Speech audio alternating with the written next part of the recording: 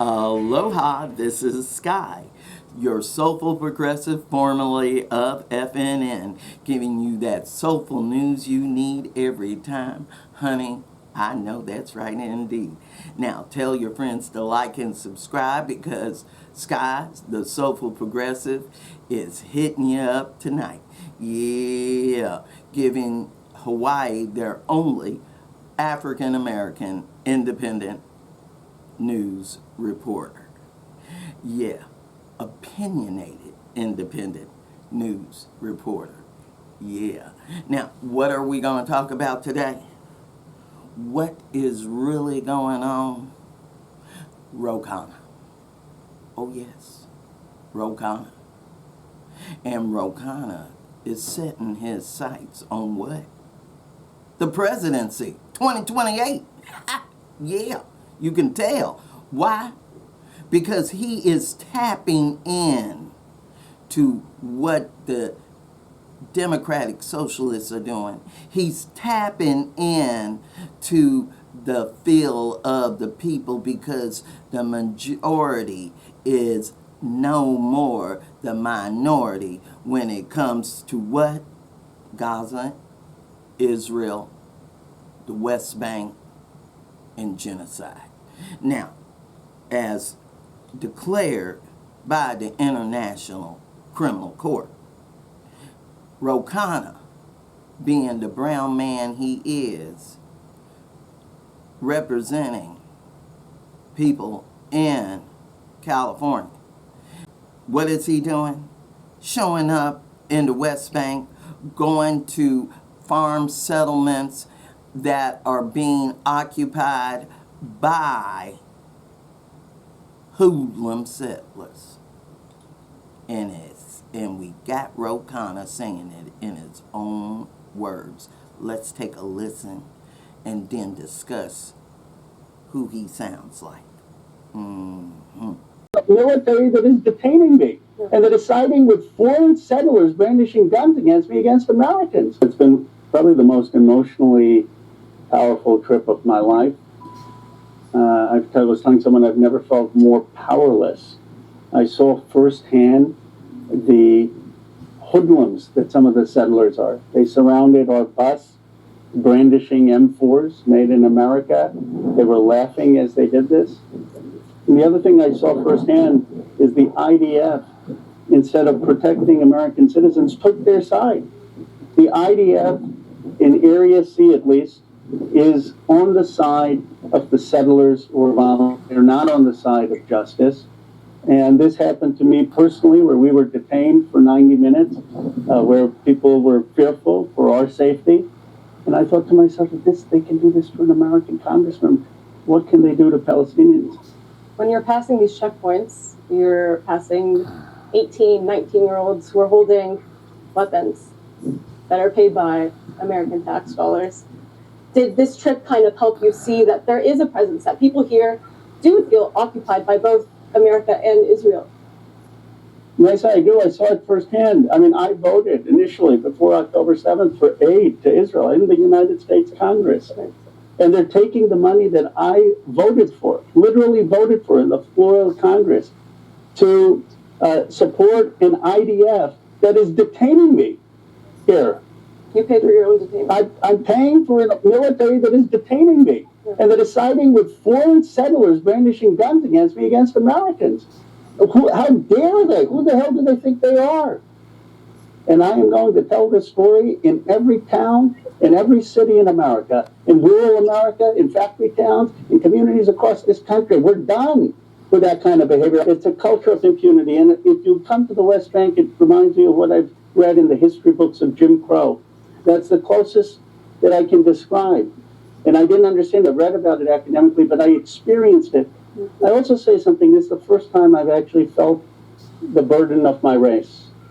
The minute I came here in the West Bank, I felt I was seen first as someone who was brown, second as someone who was an American, third as someone who was a congressperson. I felt that my race suddenly became my most visible identifier. The big question in DC since 2023 is who has the power in this relationship between Israel and the U.S. After seeing this, what are you going to take back to the Congress people there? Now we need to reassert our power. It's totally absurd that Israel feels that they have any legitimacy to dictate to the United States, not just because they're totally dependent on American military and American funding and America's protection, but because what they're doing is unjust. And Israel's making a big mistake because the politics in our country has shifted, even if they haven't. And I guarantee you, this new generation is going to bring justice. I have seen awful, awful things, but my message is simple. Americans need to come here and see the apartheid in the West Bank with their own eyes. It is one of the most unjust, cruel occupations in the world today. I know that's right. And he told it from his own words. He was literally scared. And he had every right to be.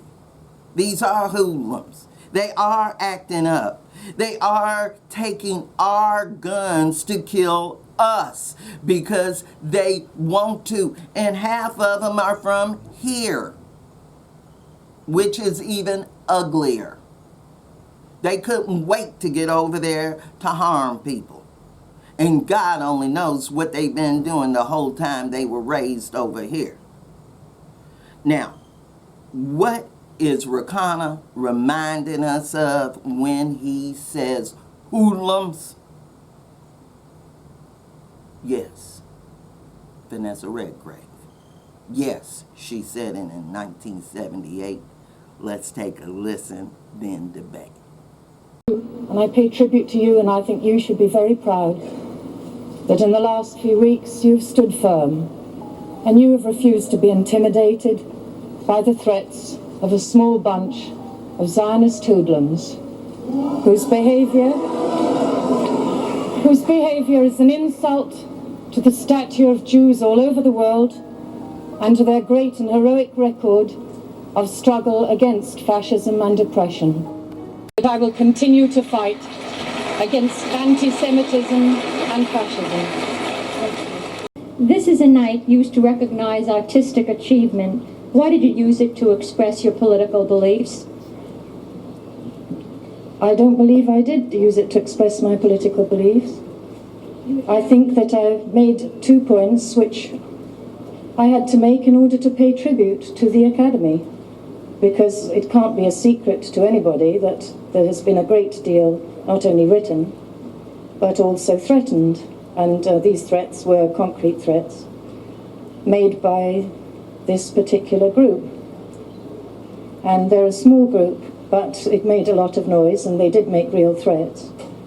And I thought that it was something for the whole membership of the Academy to be very, very proud of, that they stood very firm and very tranquil and refused to be intimidated, and moreover made what I think was really the last nail in the coffin, if you like, of that period, put the lid on that period of history when McCarthy, Nixon and a number of others did launch a witch hunt and did drive many people in our profession right out of the business for a period.